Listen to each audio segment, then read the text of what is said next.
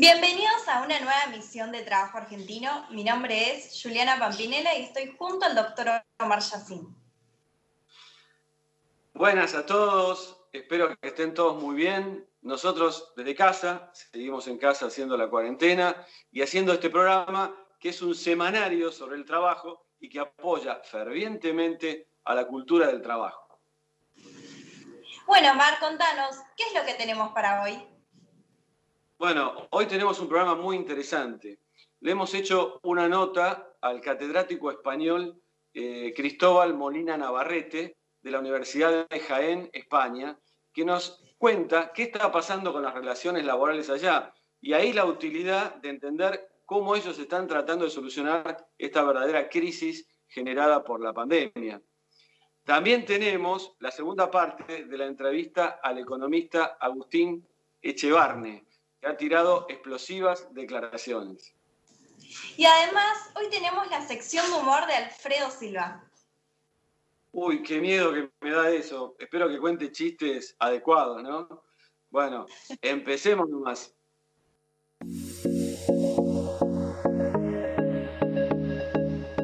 Ahora te meto en un tema relacionado con la economía, que es el mercado laboral y lo que nos ocupamos en nuestro programa.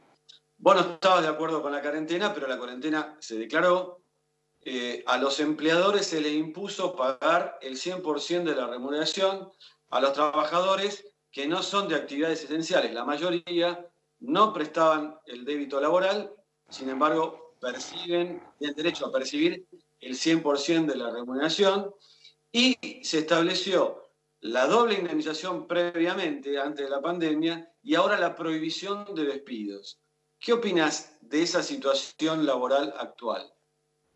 Creo que es una enorme torpeza que tiene una parte que viene anterior a Fernández y otra parte que es culpa del gobierno actual. La parte anterior es que no tenemos un sistema bien organizado de seguro de desempleo. Fíjense cómo ocurre, no digo solo en Estados Unidos, en Europa, en los países que son mucho más desarrollados. Miren Uruguay. En Uruguay tenés el BTV. Entonces a vos, por ejemplo, tenés un restaurante, te prohíben abrir el restaurante. Ahora vos tenés un montón de empleados que no les puedes pagar, porque en restaurante, imagínate, no son grandes capitalistas. Pusiste un restaurante, lo decoraste y empezaste a vender. Si vos lográs vender, entonces podés pagar. Si no podés tener cero venta, ¿cómo haces para pagar los salarios? En Uruguay los despedís. Inmediatamente la persona entra al seguro de desempleo, es automático, y empieza a recibir el 80% del salario, que más o menos, como no estás saliendo a trabajar, tenés menos gasto de transporte, menos gasto de comida fuera del hogar, te alcanza para seguir viviendo igual. ¿Cómo se financia?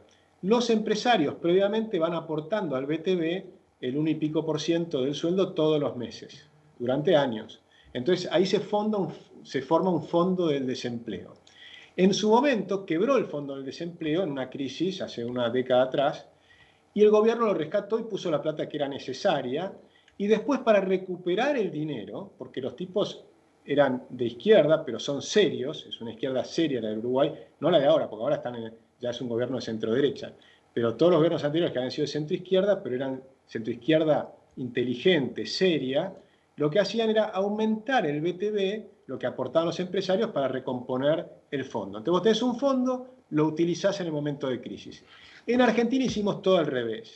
En Argentina teníamos una crisis en el 2001, llegamos a tener 1.500.000 personas que vivían de ese subsidio, que si hubiera sido un fondo de desempleo hubiese desaparecido en los años de expansión.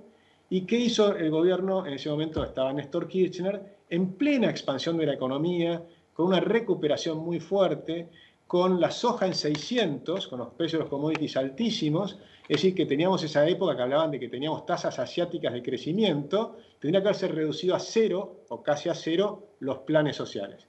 ¿Qué ocurrió? Los aumentaron a 8 millones de personas, en plena expansión.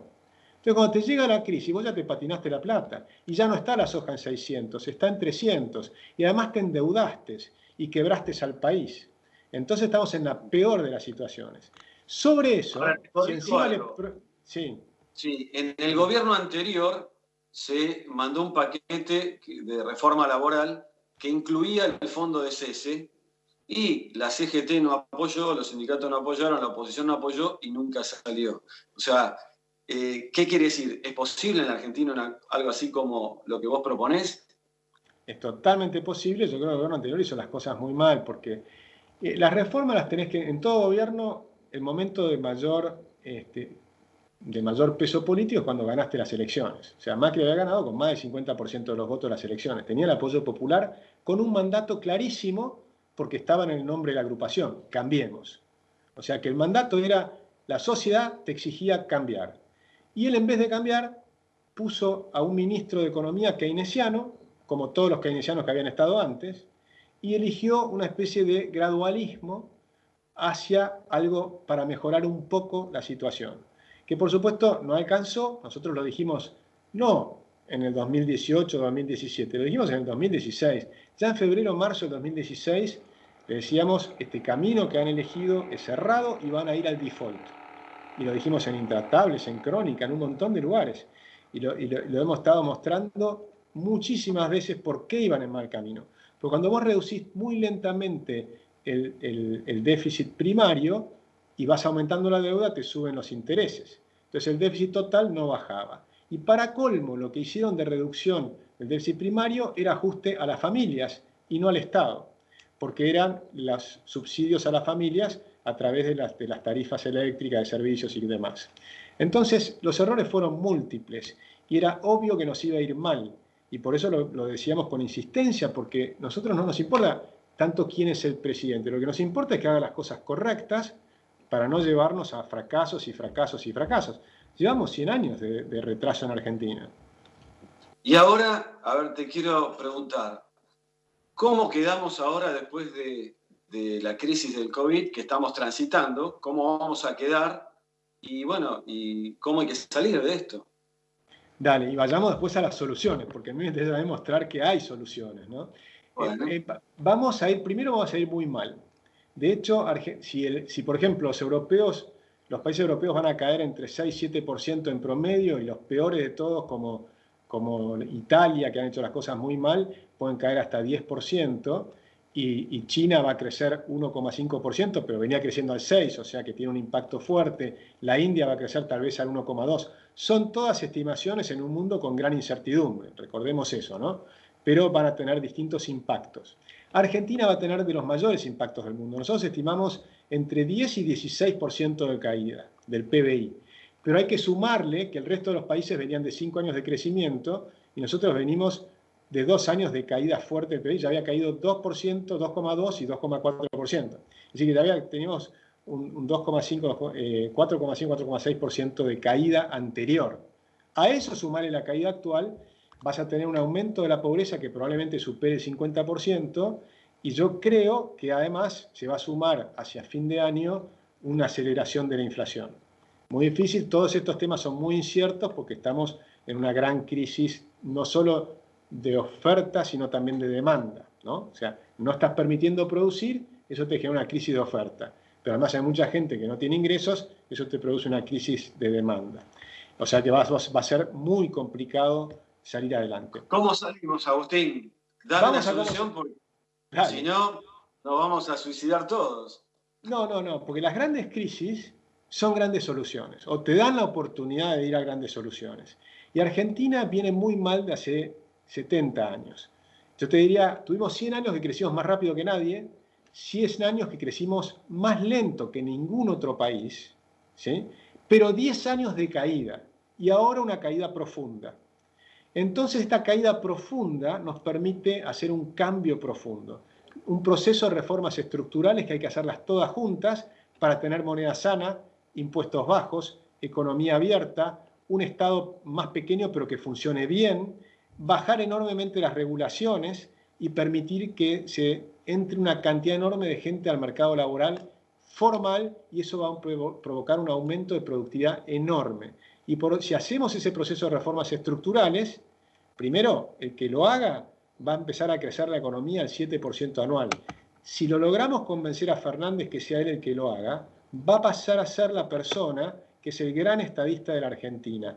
Y hay antecedentes que lo han hecho gente de izquierda, en Australia, en Nueva Zelanda, en distintos lugares. A veces es más fácil, y ahí concedo un punto, que Cambiemos la tenía más difícil porque tenía en contra los sindicatos y demás. Fernández tiene la posibilidad de tener, además, que les resulte más fácil hacer todo el proceso de reformas estructurales. Pero si hace esas reformas, el premio es enorme. Argentina va a duplicar el PBI per cápita en 10 años y los siguientes 10 años tal vez lo vuelve a duplicar, aunque es un poco más difícil, pero como mínimo en 20 años vas a multiplicar por 3. ¿Qué significa? Que va a haber menor cantidad de gente del Estado trabajando, pero van a ganar 3 veces más. Los policías, los médicos, los educadores, los maestros, me gusta más llamarlos maestros que educadores, los maestros, que era una palabra gigante, antes ser maestro era una cosa, viste que le decís a un tipo que juega bien al fútbol, le decías, qué grande maestro, ¿no? Bueno, eso porque eran maestros, ahora un maestro jamás te va a hacer huelga, ¿no? Ese es otro tema. Pero bueno, no me quiero desviar. Lo que digo es que toda esta gente que trabaja en el Estado va a ganar 3 veces más. ¿Pero por qué? Porque vas a tener mucho más gente en el sector productivo de la economía. En vez de tener 8 millones en el sector privado formal, nosotros tenemos que ir en una primera etapa, en un primer gobierno, a 12 millones, es decir, un 50% más de gente productiva, de gran productividad, y después tenemos que ir a 16 millones de gente, es decir, el doble de gente trabajando en el sector de más alta productividad de la economía. Además, ese proceso de reformas te va a generar una atracción de capital enorme, que van a venir capitales de inversión, no especulativos, sino de inversión, de crear empresas nuevas. Argentina tiene muy pocas empresas. Tenemos por cada millón de habitantes, son escasísimas empresas. Entonces necesitas multiplicar, por ejemplo, países como Brasil tienen más del doble de empresas por cantidad de habitantes. Y países como Estados Unidos tienen 5 veces más empresas por cantidad de habitantes. Entonces, cuando vos aumentás la inversión en empresas, eso aumenta después los salarios. ¿Por qué? Porque aumentó la productividad. La clave es la productividad. Pregunta. Por lo que vos decís y lo que vos predicás, vos estarías en la escuela liberal de económica, como lo está Milei, Giacomini, no sé, Carlos Maslatón, no sé si lo conocés. Digamos, ¿vos te enrolás en esa escuela? Sí, desde ya, pero igual no me gusta tanto encasillarnos, porque esto es el sentido común. Todo lo que te estoy diciendo, no necesitas una escuela económica. Yo les digo, cualquier persona que se saca las telarañas ideológicas y deja de pensar con telarañas ideológicas, entonces tiene que estar de acuerdo que la única fórmula para salir a la pobreza es aumentar la productividad. Y si vos haces lo mismo, pero con la mitad de la gente, implica que aumentaste al doble la productividad. Entonces, si yo te brindo salud, educación, seguridad, justicia, con la mitad de la gente y con un mejor producto final, aumenté más que el doble la productividad. Si del otro lado, vos sabés que las personas que están en el sector informal de la economía tienen bajísima productividad. Si yo logro que pasen al sector formal, van a tener un salto de productividad. Si los 9 millones de personas que reciben planes sociales empiezan a trabajar en el sector de alta productividad de la economía, toda la economía tiene un salto de productividad. ¿Qué significa productividad? Que tenemos más bienes y servicios por habitante. Y por lo tanto puedes pagar muchos mejores sueldos. Todo esto es sentido común. Algo que no hablamos y que tiene importancia. ¿La deuda externa se va a poder pagar? ¿Se va a llegar a un acuerdo o no se va a llegar a un acuerdo? Si se llega a un acuerdo, ¿se puede hacer lo que vos decís únicamente con acuerdo? ¿Y sin acuerdo se puede hacer? De las dos maneras se puede hacer, obviamente es mejor hacerlo con acuerdo, lo más probable es que no tengamos acuerdo ahora, porque Argentina al no tener reformas estructurales no tiene crecimiento futuro y no tenés nada para ofrecer. Entonces lo que le estás diciendo, la propuesta que le está diciendo Guzmán es, señores, miren, nosotros no tenemos plata, no les vamos a poder pagar, así que acepten que les vamos a bajar a la mitad y no les vamos a pagar nada de intereses en los próximos 4 años, son muy poquitito, ¿no? Y después le vamos a pagar la mitad. Entonces, con esa propuesta es muy difícil que te digan que sí, porque encima no decís, si vos vas a imagínate una empresa, vos tenés una empresa, no podés pagar, estás en convocatoria y te presentás con los bancos y le decís, miren señores, yo así como estoy no les puedo pagar, pero estoy haciendo una reestructuración donde voy a bajar mi costo, voy a aumentar, lo que se llaman el EBITDA, es decir, los ingresos futuros de la empresa, y como voy a aumentar los ingresos futuros y tengo esta reestructuración, bánquenme un tiempo, 1 año y medio, 2 años, pero después les voy a pagar. Entonces, o me hacen una quita de intereses o me refinancian los plazos. Eso es una propuesta razonable. Lo que estamos haciendo en Argentina no es una propuesta razonable. Es decir, miren, ustedes son unos tontos porque le prestaron a la Argentina. Y acuérdense que nosotros cada 10 años no les pagamos. Entonces, bánquensela, esta vez les tocó, no van a cobrar. Eso es básicamente lo que les estamos diciendo. Agustín, me quedo con el mensaje positivo. Dale. Quiero quedarme con el mensaje positivo que das y que la Argentina va a volver a crecer y va a volver a haber trabajo, empresas y digamos, forma de que la gente se gane dignamente el pan de cada día. Agustín, no tengas dudas, gracias. Va a venir eso. Bueno, gracias por estar en Trabajo Argentino. Un placer, muchas gracias a ti.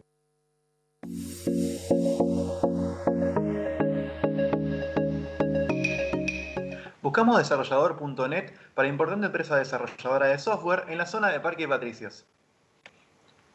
Para Factory de software, ubicada en la zona de Retiro, buscamos desarrollador Node y desarrollador React Native. El trabajo puede ser remoto. Buscamos analista QA manual senior con inglés avanzado en Uruguay.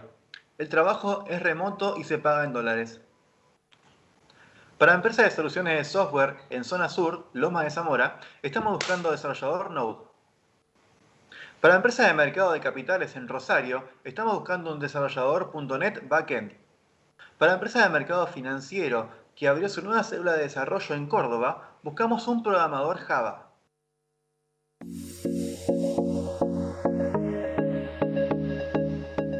Chistes cortitos. Bueno, por ejemplo, abogados. De abogados, muy bien. Dice que venía el avión con desperfectos mecánicos.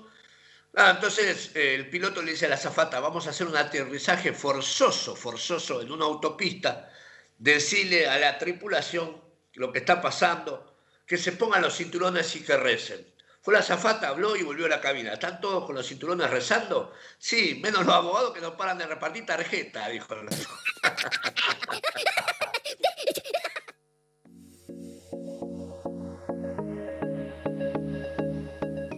Estamos con el catedrático español Cristóbal Molina Navarrete desde España, Andalucía.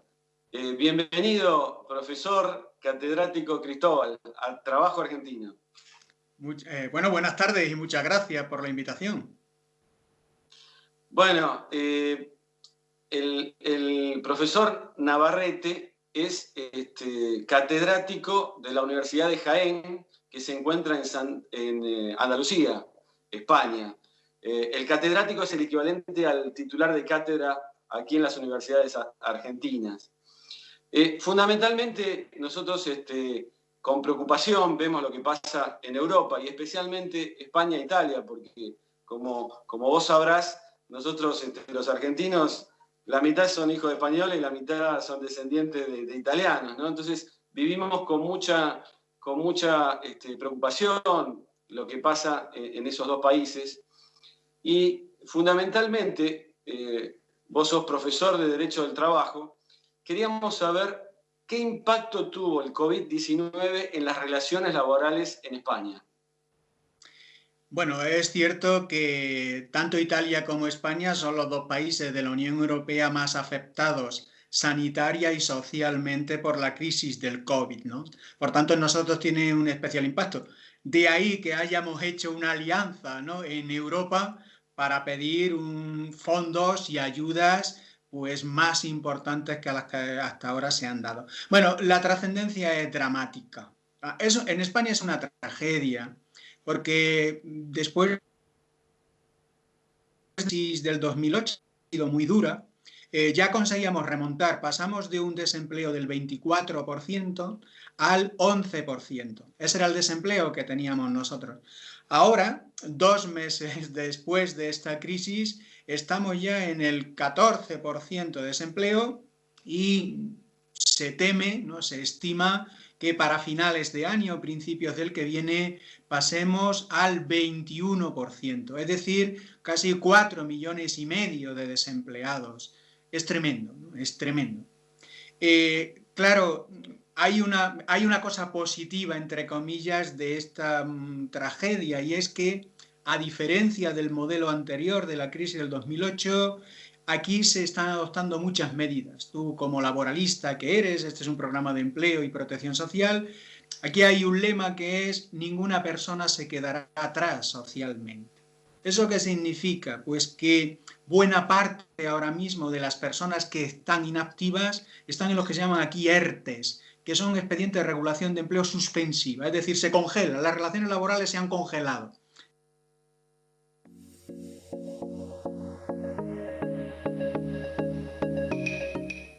Bueno, Mar, ahora vamos a las consultas laborales. La primera se trata de Víctor. Nos dice, trabajo en una clínica odontológica, el sindicato ATSA no avala esta medida de descuento. Mi empleador quiere descontarnos el 30% del sueldo y solo recibí el 50% que dio el gobierno, y del empleador nada.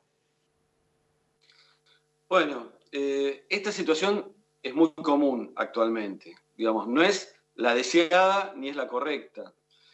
Según la normativa estatal, los decretos de necesidad de urgencia, le impone al empleador pagar el 100% de la remuneración y, digamos, independientemente si recibe o no la llamada ayuda estatal, ese salario complementario que el Estado le va a pagar a los empleadores que lo soliciten, que es hasta el 50% de remuneraciones del trabajador. O sea que independientemente que el empleador reciba o no esa ayuda estatal, debe el 100% de la remuneración, que, digamos, en este momento reviste el cargo de suma no remunerativa, porque no hay aportes al sistema previsional.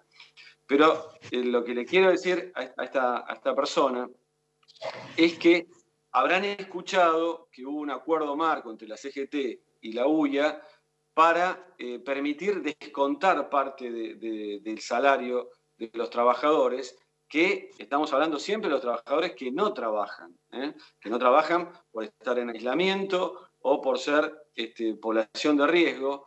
Los que trabajan tienen que cobrar el 100%, sea presencial el trabajo o sea en su casa. Eso siempre deben cobrar el 100%.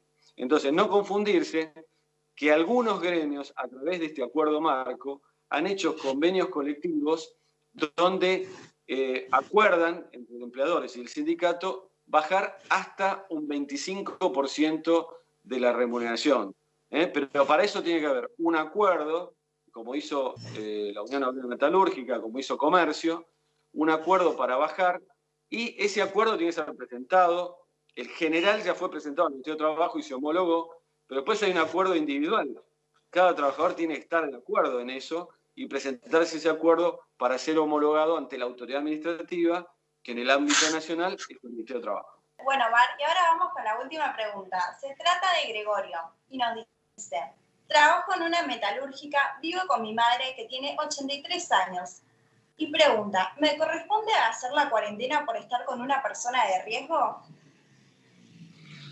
Bueno, Gregorio, a ver, entiendo en tu pregunta que vos estás en una metalúrgica, pero estás trabajando efectivamente. No estás, digamos, en cuarentena, debe ser una actividad esencial, no sé. Deben hacer algo que tiene que ver dentro de las cosas de necesidad, que se habrán agujas de inyecciones, no sé. Entonces, es una empresa que está trabajando y vos estás trabajando en la empresa y tenés una persona mayor que vive con vos de más de 83 años que es de población de riesgo. Bueno, no está prevista esta situación. O sea, ¿qué quiere decir? Que no está previsto que un trabajador se exima de prestar la relación laboral porque vive con una persona de alto riesgo, etcétera, etcétera. Está previsto en el caso de que crían menores y al no haber escuela no tiene otra persona quien lo cuide. En ese caso sí está previsto en el ámbito estatal, nacional, no privado. Pero este caso no está previsto. Al no estar previsto, yo sé que, digamos, por ahí volvés y le podés contagiar. Hay que tomar todas las prevenciones posibles y que el empleador también las tome en base a un protocolo que le aprueban. Pero lamentablemente, digamos, la única prevención va a ser que tomes todos los recaudos, pero no es una causal de exención de la prestación laboral. Bueno, esperamos que les haya servido esta respuesta que nos dio el doctor Omar Yassin. Bueno, Omar, qué lindo programa que tuvimos hoy. Así es, Juliana, pero bueno, todo termina alguna vez. Es un gusto en esta situación tan especial seguir acompañando y sentirnos acompañados por ustedes a través de las preguntas, a través de mirarnos por la pantalla de Crónica. Y bueno, cuídense, estemos en casa, obedezcamos a las autoridades respecto de las prevenciones, pero también vamos a pedirle a las autoridades que vayan, digamos, de a poco, con sabiduría, abriendo el mercado laboral, porque la gente necesita trabajar y quiere trabajar, el argentino quiere trabajar. Y como todos saben, el sábado que viene, a las 21 horas, en la pantalla amiga de Crónica tendremos mucho más ¿de trabajo? argentino. Yo, por ejemplo, tuve un show, bueno, como todos saben, soy hincha de Ferrocarril Oeste, pero a mí, por ejemplo, el Club Boca Junior me contrató muchas veces, de hecho lo hice reír a Riquelme, entonces me ha contratado muchas veces el plantel de Boca, con Bianchi como técnico, y fui a todas las peñas. Y cuando jugó Boca Villarreal de España, hace 4 años, acá en Argentina, un amistoso, me contrató una empresa donde me dieron un micrófono inalámbrico y tuve que contar chistes en el medio de la cancha de Boca para toda la tribuna. Date cuenta lo que es estar solo en el estadio de Boca con un micrófono inalámbrico, que encima del sonido rebota, porque es el sonido de la cancha que sale por esos parlantes. Y vos decís hola, y al rato se escucha hola, hola, hola. ¿Ves? Tuve que contar chistes en ese ambiente donde me insultaban, me decían de todo, me escupían, me acercaba a la platea y me escupían de todos lados. Insultos. Y no me escuchaban. Digo, ¿cómo salgo de esto? ¿Cómo salgo de esto? Y hacía muy poquito que River había vuelto a Primera División. Entonces empecé a cargar a River. En mi casa son todos de River, no los puedo cargar porque son todos de River en mi casa. Empecé a cargar a River y a cantar cantitos a favor de Boca. Y la hinchada cantaba lo que yo cantaba. Ahí me los puse a todos en el bolsillo y ahí me empezaron a escuchar los chistes y ahí hice el show. O sea, yo digo que después de eso no le tenés miedo a nada. Te recibiste de psicólogo. Ahí fue cuando fuiste psicólogo.